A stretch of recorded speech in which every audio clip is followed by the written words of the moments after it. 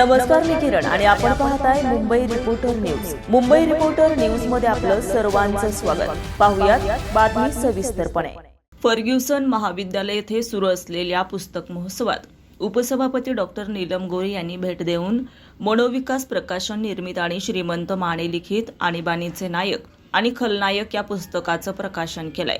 या प्रसंगी बोलताना त्यांनी आणीबाणीच्या काळाकडे केवळ राजकीय वादाच्या चौकटीत न पाहता निरपेक्ष इतिहास आणि सामाजिक दस्तऐवज म्हणून पाहणे अधिक योग्य ठरेल असं मत व्यक्त केलंय.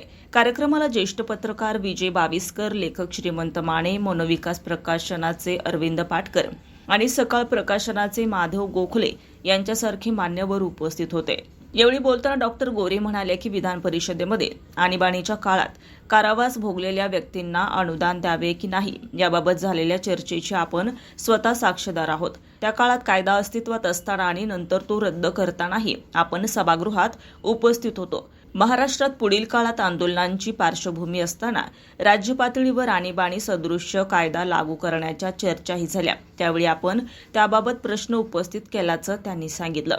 आणीबाणी ही देश पातळीवर लागू होते, राज्य पातळीवर नाही. मात्र काही वेळा सुरक्षा कायद्यांच्या माध्यमातून तत्सम परिस्थिती निर्माण होऊ शकते.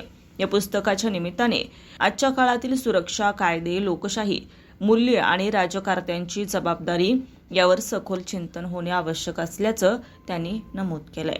Arvind Bansode, Mumbai reporter news, Mumbai. ताज्या घडामोडींसाठी आणि ताज्या बातम्यांसाठी आजच आमच्या मुंबई रिपोर्टर न्यूज चॅनलला लाईक करा, सबस्क्राईब करा आणि बेल आयकॉन प्रेस करा आणि पाहत रहा मुंबई रिपोर्टर न्यूज.